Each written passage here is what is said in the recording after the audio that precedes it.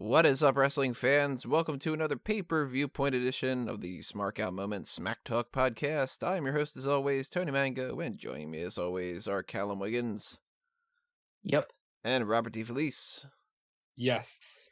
Indeed, we are talking about the first of two things we're going to break down today. This is NXT UK TAKEOVER Cardiff 2019. This is a long-ass fucking title for a lot of these kind of things. And we're going to break down the 5 matches on the card, and we're also going to talk about another little extra thing that's going to happen on the side that we're not really sure exactly what is going down with. But we invite you to leave your comments in the comments section below and tell us what your thoughts are for this event, your thoughts are on how we are going to be addressing this whole thing. I have to preface it ahead of time, we're not all that into this. NXT UK is really difficult to get into. It's just way too much content, and it's only going to get worse with that extra hour of NXT. And out of all the brands, the three that fall by the wayside are Main Event, which, let's be honest, nobody freaking watches. Not a soul out there watches Main Event. That's probably like 3 people. And then 205 Live and NXT UK. I watch everything except for Main Event because I pretty much have to. So I am probably the most familiar with all of this, and even I just can't get into it. Which is a shame because there are talented people on this card, and the matches are going to be pretty good, I'm assuming. There's not a single match here that I'm thinking is going to be a complete dud, but it's hard to be hyped about it. So keep that in mind, that we're not going to be talking for an hour and talking about all the ins and outs of all these feuds and stuff like that. And we might as well just get started with the thing that's probably the most interesting in my mind, is that they're advertising that Cesaro is going to show up here. What is going on with Cesaro? What do you think that they're going to do with him?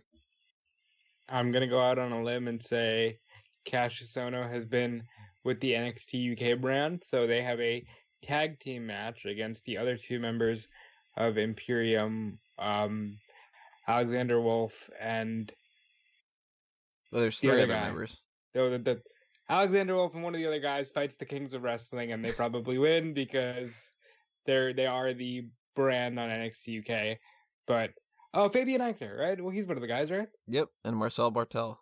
All right, so put those 2, actually. Forget Alexander Wolf. Put those 2, because I've seen them tag. They're good in the ring with the Kings of Wrestling, and I think you got the match of the night. Cesaro's not wrestling on the show. I don't think so. How do you know?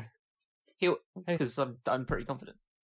He'll appear. I assume he'll get in some sort of segment with maybe Imperium or something like that. He'll get beaten up. Cassius Ohno will make the save, and then they'll settle on a match further down the road. Why wouldn't they do it at the TakeOver? Finn Balor wrestled at the last TakeOver. They would advertise it in advance. Well, that's a big enough show. They kind of are. Well, they advertised the match that his opponent Jordan Devlin was going to be in anyway. They just changed their mind, and also it was the first one, so they went to make it big. Now they don't need to.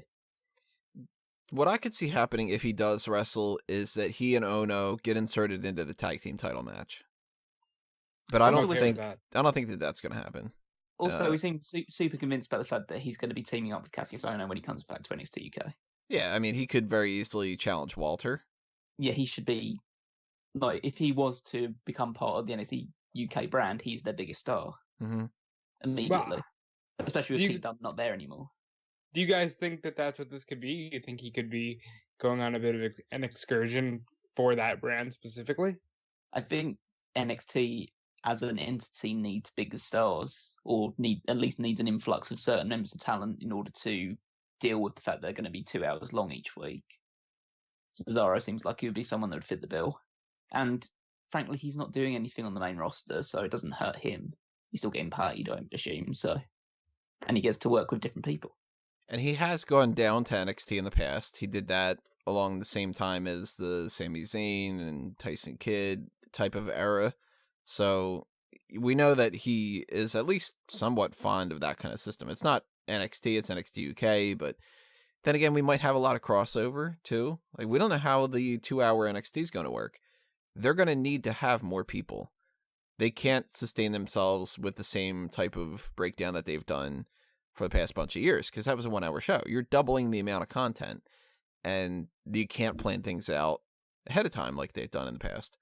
So we're either going to get 205 Live people, main roster people, the live event crew getting more of a boost, or NXT UK, or a combination of all of those things just kind of thrown in the mix there. And I'm thinking that it's more than likely that we're not going to get another NXT UK takeover throughout 2019. The previous one was in January, so I can't imagine that this is like setting up a big event like that, and it's way too early for them to do something like Cesaro comes out and he challenges Walter, and they're going to fight at NXT UK TakeOver in February. That's way too early for that. So if it's a quick shot thing, maybe all they really want to do is have him pop up on the next tapings to get people interested in watching the tapings.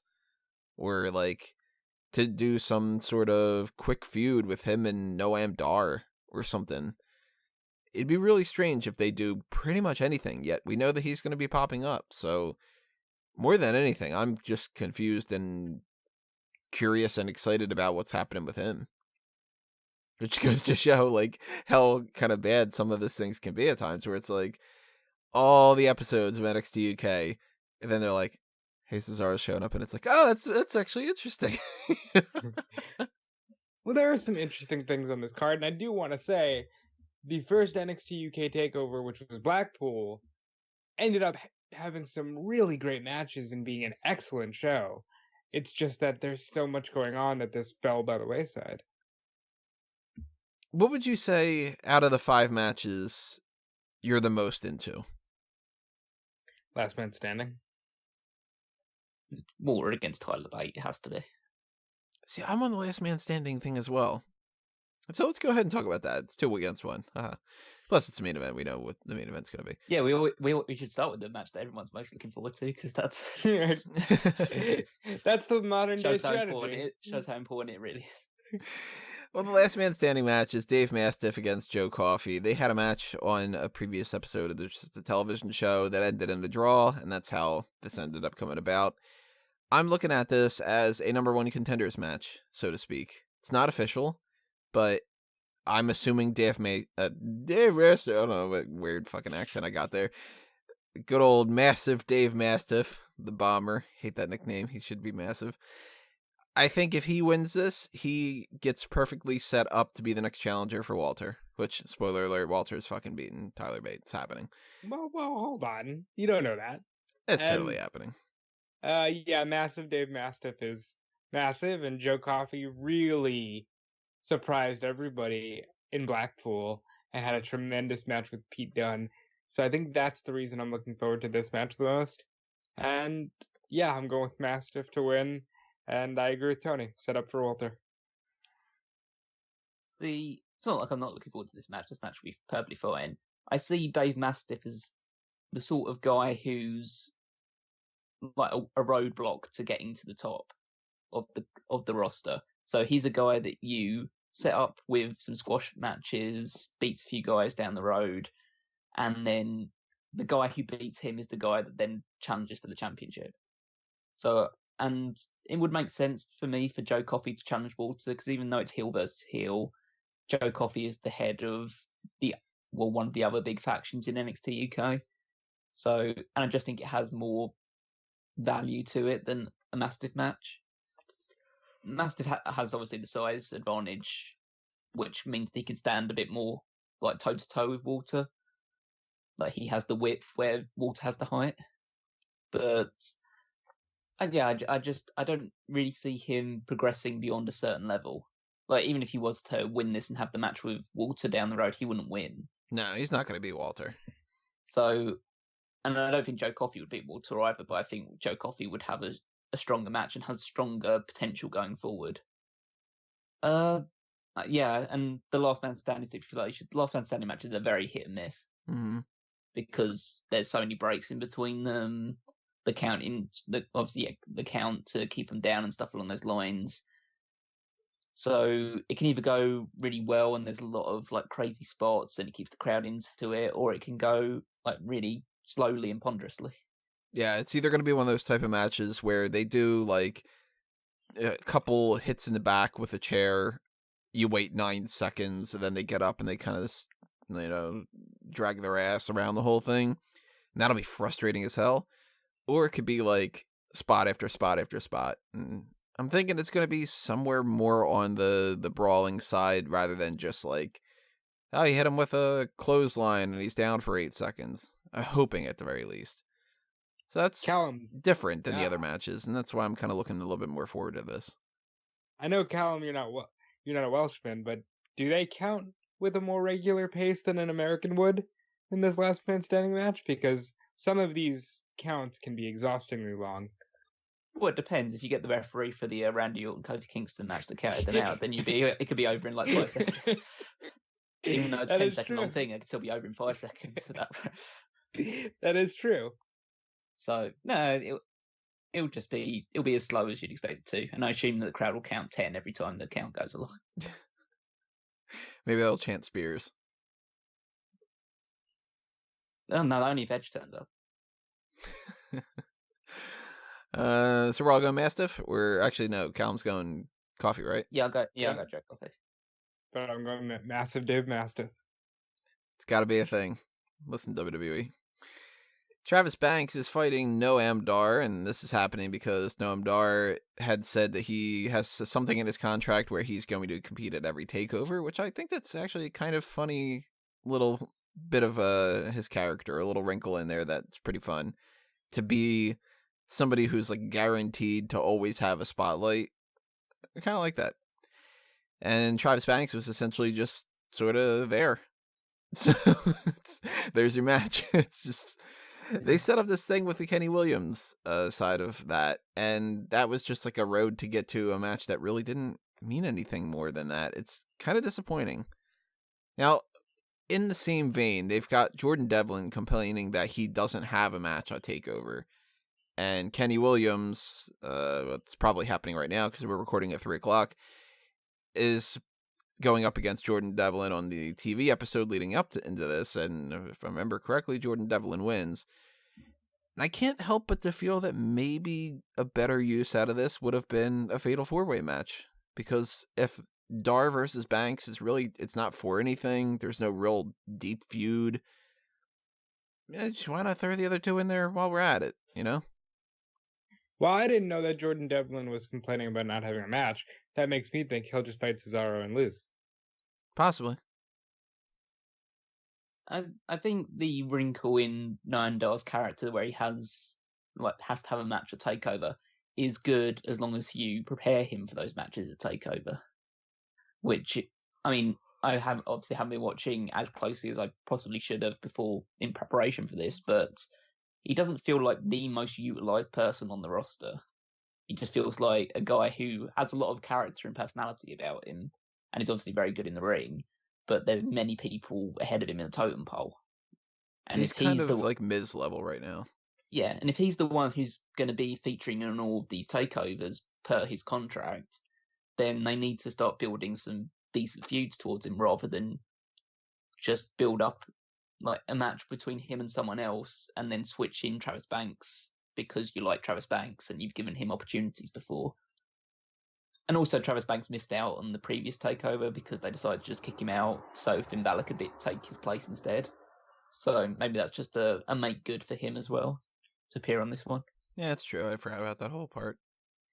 But yeah, it doesn't have any sort. The match will be good because these two are good, but it doesn't have any pull towards it. It doesn't feel like it's in any way consequential. This strikes me as similar to a little bit of the All Out card, where it's like guy versus guy, they're reliable, want to watch it, and that's basically it.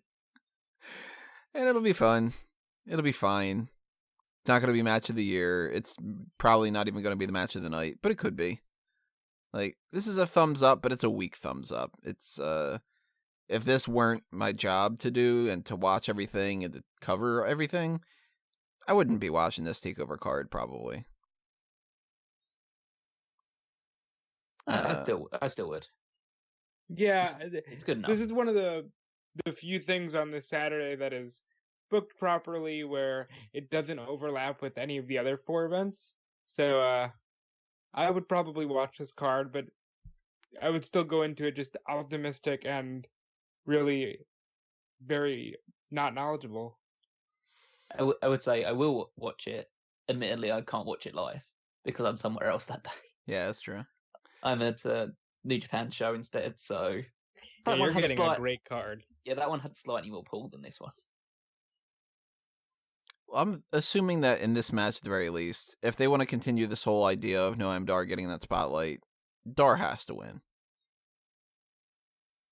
Yeah, I think Dar should win. But that just makes me feel like maybe they just give it to Travis Banks anyway. But it's a literal toss up with this one. You could flip a coin a million times. I'll go with Dar because it makes them more sense. But it really doesn't matter in the grand scheme of things. I mean, they Dar could has have been- Dar lose and have him just still get a spotlight anyway and kind of go with that.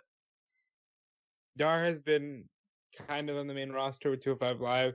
He's interacted with people like Alicia Fox. I think Dar is the bigger star, and Dar wins. Noam Star. What else we have here? Let's toss out some plugs while we're at it. If you are not following us, you should be following us on Facebook and Twitter at Smark Out Moment. You should be subscribing on the YouTube channel and ringing that bell for notifications. You should be on iTunes and Stitcher and Spotify and Google Play and all the other kind of audio-only streams and giving us some kind of a rating there. We're going to continue on here with the NXT UK Tag Team Championship Triple Threat match. The Grizzled Young Veterans, James Drake and Zach Gibson, against two of the members of Gallus, Wolfgang, and Mark Coffey, and Mark Andrews, and Flash Morgan Webster, which they don't have a tag team name yet that I'm aware of. Do they? I think they do, actually. I can't... Callum, might you know? I think they do have a name. No, I just can't no think idea. of it right now. No idea. Well, can't be that great. So, I'm surprised that the Hunt isn't in this. Because, of the matches of the shows that I have watched of NXT UK in this space between the two takeovers, they always lose unless they're facing jobbers. So I just feel like these two are meant to be considered like big, like powerful guys that take on like spirit animals essentially and just destroy people, but they always seem to lose when they're facing a team that's worth anything. Yeah, the Hunt is not something that I'm super fond of, but they were trying to do something with them there for a little bit, and I kind of figured... I'm sorry, who are the Hunt? Primate, Jay Melrose, and Wild Boar, Mike Hitchman. I see. They are, I guess the best thing to put them is, like, they are NXT UK's equivalent of the Viking Raiders, but nowhere near as fun to watch, or big, or have that much of a presence. I was always familiar with Primate's work in WCPW before that got, and Defiant Wrestling, should I say, before that got taken out. So he was good. He was always like in the hardcore matches and would spit blood and things on those lines. Now he's in UK and he's been watered down very significantly. You know, a match like this, with these three teams, and we're lumping in the Hunt in the discussion, even though they're not a part of it, which still, again, doesn't make any sense to me because it's easier to have two heel and two babyface tag teams. This makes me really feel like we don't need NXT UK. And that's not like a shot at the UK side of things. I don't think that we need to have an expansion of anything else either. Like, can you imagine 2 years from now or so that they're trying to pitch this idea of 3 hours of Raw, 3 hours of SmackDown? Because I got a feeling it's happening. 2 hours of NXT, then you got an hour of NXT UK, an hour of like NXT Asia, NXT Africa, NXT Japan, like whatever they got going on. 205 Live, main event. A lot of the people that are on the NXT roster, NXT UK roster, I feel like they can go elsewhere and it's not going to make that much of a difference. Like, I'm going to bring up the roster right now. This is just a random offshoot discussion. I enjoy, I would say, about 3/4 of them, enough that I wouldn't want them to leave WWE. But, like an Alexander Wolf, if he leaves, who cares? Amir Jordan, well, I don't know, you put him on 205 Live and he's a jobber. Ashton Smith, he's already he's the lowest ranked person in NXT UK by far. Even the bigger names like Ilya Dragunov, I don't feel like he moves the needle. So somebody like these people in the NXT UK tag title match, I like Joe Coffey enough that I think that he's got something to him. I've never liked Wolfgang. And the other Coffey, he doesn't do anything for me. Zach Gibson can cut a promo, but I'm not super into his in-ring work. James Drake, I couldn't tell you a single move that he does. Couldn't tell you a single word that he said in a promo. Flash Morgan Webster, he's a 205 Live dude. Mark Andrews, he's a 205 Live dude. I'm not into this UK tag title match. It could be great. Like, the talent is there, but there's no hype for me. Well, here's where we're going to disagree, because I think this could be the match of the night. It could be. Like, that's what I'm saying. Like, it could be a great match. They've got the talent, but it's just, you put this in front of me and you go, aren't you excited? I'm like, no. You know what I mean? Well, I'm way more excited about this than I was about Banks and Noam Dar. James Drake and Zach Gibson had the match of the last TakeOver. It was fantastic. Their match winning the inaugural UK tag titles. I think Gallus is fine, and I'm a huge fan of both Andrews and Webster, who, by the way, their tag team name is South Wales Subculture. Had to look that up, but that is the team name they seem to be going by. And that would be my sentimental favorite if they were to win. I definitely think that they are going to lose to the incumbent champions because they see no reason to take the titles off of them. But, I'll be looking forward to seeing what Andrews and Webster can do. I can't say I'm super excited about this match. I always get weirded out by the fact that the Gallus tag team pairing is one of the Coffey brothers and Wolfgang, rather than both Coffey brothers. Yeah, I understand that Joe Coffey has a lot more potential as an upper mid card or main event talent than the other two do, but it just feels weird that he could be the Coffey brothers on a tag team like they were on the UK independent scene. Andrews and Flash Morgan Webster are very dynamic performers, so they should be able to put in a good showing here. I do like Zach Gibson's in-ring work. It's very old school, but I appreciate that side of things. And James Drake he's a bit of a guy. There's not really. It's hard to. I have no real distinguishing characteristics for him. Mm-hmm. He's very, very there. Like, you would feel like Zach Gibson and Jordan Devlin would make more sense, or Zach Gibson and Joseph Connors would make more sense as a tag team than him and James Drake, who's was just somebody who was in the original tournament and hasn't really obviously become tag team champions and formed a good alliance with Zach Gibson, assumingly on the independent circuit. They're also the Progress tag team champions as well, so they're getting a lot of gold. But yeah, there's one star in that tag team, and when they eventually do split up some time down the road, then there's only one of them that's going to go up, and one of them's going to stay in the middle until another tag team partner comes along. Yeah, there's nothing offensive. There's nothing bad about James Drake. He's just he's like a mannequin almost. Like, there's nothing to really extract from it. Yeah, it's hard to take it, and maybe I haven't been watching closely enough, but everything that I have seen him in, he's there to take bumps that Zach Gibson won't take, or something along those lines. Like, he's there to be the guy doing work while Zach Gibson is mouthing off to the crowd while he's on the corner. Yeah, and that's fine. That's a role for someone to be in, and I'm sure the match will be good. It's just I can't say it will be. It could be a show stealer, but I see other things potentially stacking ahead of that just because I won't be super hyped for it, and it's got Wolfgang in it. Yeah, Wolfgang does suck. Out of the 6 guys, I will say Wolfgang really brings us down. Even though we've just talked about how James Drake is just sort of there, he's still above Wolfgang. You'd rather average than awful, right? It's like, Very, very much so. I mean, what do you have, like a plain burger or a burger covered in shit? Of course you want a burger, a plain burger instead. Wolfgang is no great Kali or something, but man, I've never been on the Wolfgang train. I used to like some of his stuff in ICW. He just comes across as very drab in these things. Mhm. Just like a guy who you might think, okay, you're in WWE, or it's not like an extension of WWE now. Maybe you could kind of work a little harder, maybe dress a little better, work on the physique a little. He strikes me as exactly the type of person that should be the top guy in some kind, and this sounds really like more of an insult than it should be, like some kind of low rent indie fed.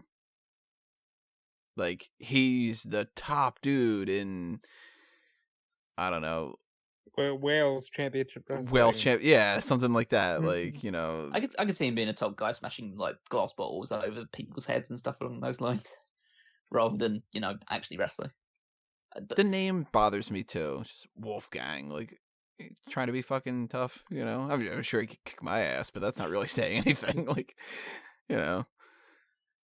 I actually think Gallus is winning this. I feel like this has more of a chance of having a title change than the other two matches, and that there's some kind of potential around whenever they do the next event, that maybe they do Gallus versus Imperium. And this is a way to kind of get Joe Coffey, Mark Coffey, and Wolfgang to do something. You know, I mean, I'm thinking that Mastiff beats Coffey, so if the three of them can all be tag team champions, and that kind of boosts up Joe Coffey a little bit in the process, then I think that is kind of how that works a little bit. I think that Zach Gibson and James Drake are going to retain. Just don't feel like either of the two teams are compelling enough to really warrant a title change at this point. Except if they do go with this change, they're going with Andrews and Webster to do the whole hometown pop. So we got all three different options here. Well, no, I think. I'm going with Grizzled Young Vets. I'm just saying, if there's a change, it's not Gallus. And then when Ono and Cesaro show up. Oh, well, then I just want them to win. If they were inserted into this match, I just want them to win. No, I think it's more likely that he fights Devlin than the Ono thing. Who knows? We'll see. One thing I think that is not happening here is I do not see Kaylee Ray beating Toni Storm for the NXT UK Women's Championship. I know that Toni Storm has been dealing with some sort of an injury. Not exactly sure what or how bad any of that is. But Toni Storm is a star. Kaylee Ray is just a challenger. There's no way she is as strong of a champion. So Toni Storm has to retain. They've done really well at least building this one up. It's got a personal backstory to it. She's trying to say, you know, we were friends, and now we're not because of you, and everybody leaves you in your life. And so they're doing a bit of a personal story there, and I like it. But Toni Storm is money right now, so they're not taking that title off of her. I'm very much looking forward to this match. Kaylee Ray, in everything that I've seen her in, is a fantastic wrestler and performer. So, and especially in the heel role that she's playing, I think that's a really good suited thing for her. I think it's totally right that she should be the one challenging Toni Storm at this point. And I agree with you both. Toni Storm is a star, and that's why she's dropping the championship and moving to NXT or to fill in some of those 2 hours. See, I don't think she's moving yet because they just moved. Spoiler for anyone who doesn't know about the NXT tapings, they just moved Ripley. Mm-hmm. Rhea Ripley is doing something with Shayna Baszler, and it's kind of strange because I would not have thought that would have been the direction that they would have gone. But that is going to eat up the next little bit of time, and we don't know exactly where that's going to head for War Games, but I'm kind of assuming that they do some sort of like a Fatal 4-Way, and they have Mia Yim, Rhea Ripley, Shayna Baszler, and Bianca Belair, or... Yeah, okay. Callum is sure that it is. Well, it's just a case of all of that stuff involving Rhea Ripley coming to NXT was before they decided to put NXT onto the USA Network. And no, they had to know. By that point, they had to know. Yeah. How do you know? They decide things like... Because they announced it like 2 days later. Like Exactly. They probably decided the day, like the afternoon before, when Vince McMahon woke up, like from a nap in the middle of a meeting or whatever, and decided, we're going to put NXT in USA Network. Get it sorted today. See, then, I would think that there was more of a chance to that if we didn't have some easily better option to take that title in Jazzy Gabert. She's the one I think that beats Toni Storm. But she wouldn't take the championship because she's Ginny's bodyguard. Yeah, but we're talking a couple months from now. Yeah, but she's the Diesel to Ginny's Shawn Michaels in a very, very low-rent version of that. Well, so then in that case, she's definitely taking the title before Ginny does. Yeah, that's true. Diesel won before Michaels did. I just don't think... Jazzy Gabert will win it down the road. I just don't feel they want to stretch out this thing with Ginny a little bit longer. I think Kaylee Ray would be a perfect champion, and then that sets up a feud with her and Piper Niven. Call it Viper because of their ICW thing, because they've had like incredible battles on the independent circuit, especially for ICW. So I think that really sets that up as a feud. And also you've got Zaya Brookside as well, who's a really good underdog babyface. I think there's a lot more potential with Kaylee Ray as a champion going forward, as a heel champion, and Toni Storm has so much more potential beyond NXT UK.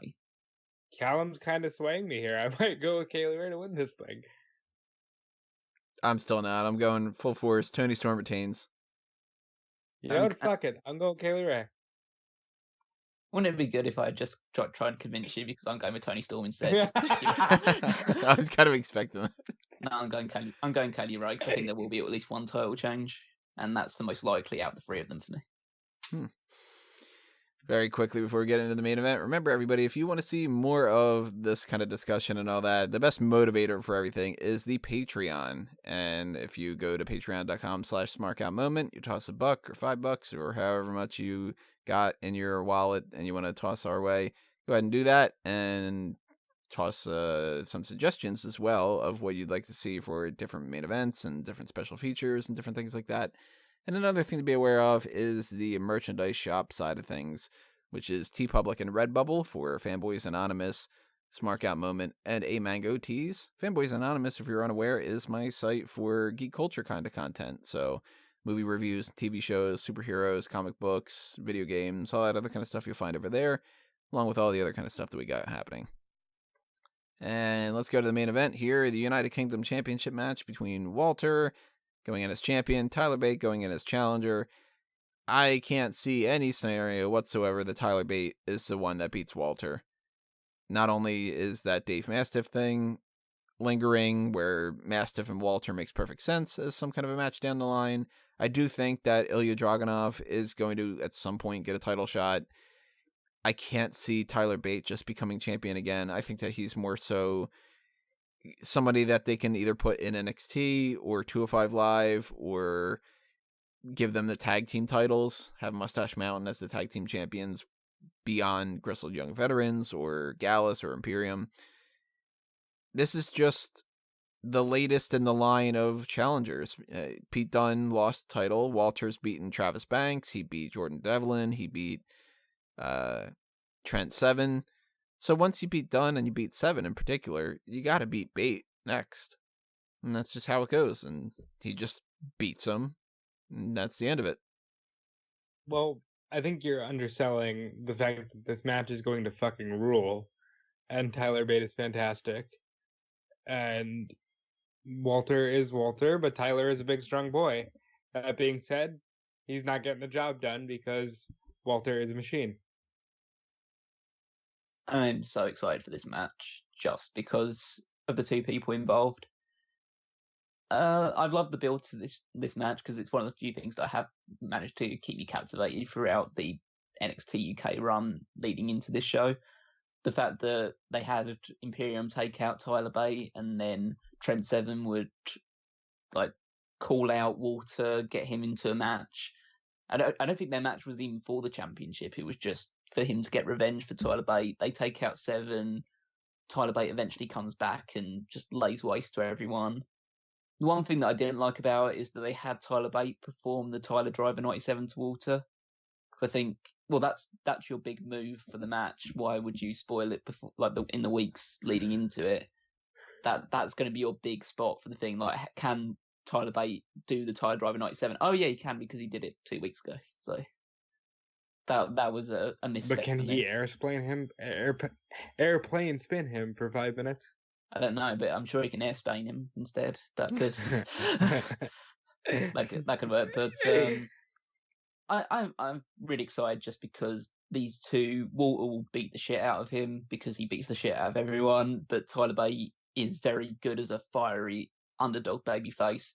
Will has enough power behind him so he can lift Walter around when he needs to perform his high flying moves like his corkscrew splashes and moonsaults, diving, like uppercuts, everything along those lines that he can just pull out, which he might not pull out in other matches because of the different size people, but he has to utilize his quickness and his speed a lot more against somebody the size of Walter. And Walter will just like chop his chest until it's like a beaten piece of meat, and that'll be a lot of fun to. It'll be a lot of fun to watch. I can't see any match being better than this one on the show, but Walter will win. Walter beat him for the Progress title? I think Walter I don't know if he beat him for the title. He definitely defended the championship against Tyler Bate at one point, which was a great match, though. Yeah, as far as I recall from it, because I think it was quite a few months ago, but that was a great match as well. These two have history. They have a good dynamic about it. You could have Trent Seven and Imperium get involved on the outside to add a bit of character to it as well. So yeah, I just think that this would be the perfect way of ending it off. But yeah, I agree. I can understand the excitement losing a little bit due to the fact that the title change is very, very unlikely. I wouldn't say it's 100% certain that Walter won't drop the title, because I think we might just have been like conditioned to the idea of the second champion held the title, held it for over 500 days, so they wouldn't have the person drop it at the very next takeover. Well, he didn't even win it on the takeover; he won it on an actual takeover. The NXT Mania takeover. Yes, they wouldn't. The idea that they wouldn't have him drop it 4 or 5 months later, but Tyler Bate would be a good champion, especially if Pete Dunne isn't around. He'd be the first 2-time champion. You know, they like making history. Yeah. God, I hate that thing in WWE where it's like, for the first time ever on a Tuesday night on a SmackDown for the second hour, we're going to have Randy Orton versus Big E in a singles match with Big E being billed first. It's like, oh, God damn it. I hate that. But it's along the ideas of, I agree with you in the idea that they could do Dave Mastiff down the road and they could do Ilya Dragunov, but there are a few other people as well they could chuck in. They could obviously do, like, Trent Seven actually give him a title shot. But you look at those people and think, well, none of those are going to be a champion. So who do you make the champion instead? And I feel like they have no idea who they want the next champion to be. Well, yeah, that's the point. But it makes more sense that with Tyler Bate as your champion, you have Joe Coffey, you have Jordan Devlin, you have one of the other members of Imperium, like Alexander Wolf potentially. You have Eddie Dennis. You have a lot more of a body of heels that could potentially be a good champion or a good replacement champion rather than a babyface side of things. So, I think on the main roster, who is there that could potentially make sense in there? We got Cesaro, we got Drew McIntyre, Finn Balor, maybe Balor, yeah. You could put in like other piece on like the NXT side of things. You could probably throw in like a Killian Dane maybe if you want to turn him babyface. I wouldn't see there's any problem like putting like a Keith Lee or Dominik Dijakovic in that situation. On the main roster, you're probably looking at someone like a Chad Gable, Buddy Murphy. You know who'd be real interesting if it were feasible, which it's not going to happen? Sheamus. Yeah, that would be a really good choice to push him over onto that side of things. I think how weird is that I'm like he's sitting here advocating the idea of Sheamus being a champion of a brand? Yeah, it was Sheamus. Yeah. Fuck it, Alberto Del Rio. Right? It's not happening. No. I mean, it's not go that far. Yeah. I mean, McIntyre would make, obviously, a lot of sense. I think you could do something with, again, it's not necessarily, it does have to be UK-centric, because there's not everyone from there is like UK-based or whatever, but could probably throw Samoa Joe over there at some point. Well, what's Neville doing that night? He's not busy, is he? Popping up he for wasn't meant to AEW. be. Yeah. I But, still also think that there's a chance that NXT UK folds. No. Well, I mean, if they don't need it to fold, it won't fold. It's not like a case of like, oh, we haven't got a huge amount of viewers, but we got this like limitless pile of money to the side of us that we can continue to keep going. As long as they feel that there's a reason to drag They have a people away from the performance center in the UK. It's not folding. Yeah, and also drag UK talent away from the independent scene or keep them away from AEW and other promotions, then they're going to keep it around. And that's why they'll develop more. It would not surprise me at all, though, if they, with this NXT switch over, the 2 hours on USA, if they get this urge to be like, well, we need more people, we're going to incorporate some of those different brands and stuff. They got that performance center, and that's not going away. But who's to say that the NXT UK show doesn't go away? And it isn't something like, well, the NXT UK brand, they like, you know, they always have to pitch it as some kind of an upgrade. So eventually, if 205 Live goes under, it'll be like, oh, we got some great news for everybody. The Cruiserweight Championship is going to be cross-branded now. We're going to fold in the 205 Live roster on Raw and SmackDown and NXT. Isn't that great? By the way, we're canceling 205 Live. They might do the same thing with that, where it's like, you know, we like to have such big crossover with NXT. We are NXT. NXT UK is now going to officially be a part of the NXT brand, and everybody from all across the world is going to be part of this or whatever. By the way, we're getting I know you love merging, but you have to understand they have way too much money invested into this for this to even be feasible. They're not canceling this brand anytime soon. Yeah, I'm 100% convinced they're going to cancel 205 Live soon, but I don't think NXT UK is going anywhere. Yeah, I don't think that it's outside of the realm of possibility to see happening around WrestleMania. I think you just want it to die. Yeah, I think you just that's okay. You could say it. It's the third on the list though for me. Like, main event has to go. 100%. There is no purpose of main event. Those people like EC3 that wrestle only on main event, they need to go to fucking NXT. That's it. That's a definitive yes. 205 Live, there's an argument that it should go away, but I'd still be okay with it sticking around. NXT UK is going to stick around more than 205 Live will, but I could still see all three of those potentially going away by the time WrestleMania comes around if it ends up being the case. It's all, we don't know how this is all going to work, and it's very clear the way that we don't pay all that much attention to NXT UK that it's not that big of a deal. But I think we're not the audience, though, Tony. Like, if people in the UK are paying attention, that's true. Yeah, but I also watch all the other shit as well, so it's like it's hard to. Sometimes you have to find time away from wrestling. Yeah, but that's exactly the case. We take his Wednesdays, so I know. Yeah, that's also part of the issue is the fact that I'd have to go back and watch it, and that's effort. And after talking about wrestling for like 2 hours at a time or whatever, I usually don't want to watch more wrestling on afterwards, and it just falls by the wayside.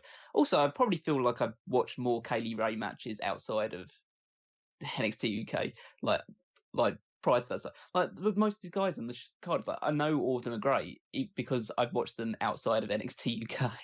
It's like, yeah, because I just don't like the fact that they're all in the WWE bubble. I'm sure it's great for them. They've got more guaranteed money and stuff like that. So yeah, it's great for the wrestlers. I'd prefer them to be more spread out. Since we're having this discussion, I'm currently watching the episode that is on right now, and it's perfectly fine. Like, the matches are good, you know. Yeah, it's just that there's too much shit. Yeah, it's a WWE. It's not an NXT UK problem. It's a WWE overexposed like amount of content problem. I 100% agree. I 85% agree. I think the other part of it, there's really not all that much engaging content for me to be like, yeah, but I gotta watch it. Again, it's not for you. Yeah, but it's really That is all that more prevalent when it comes to like a Kaylee Ray promo, and I'm just kind of like, yeah, nah, you know.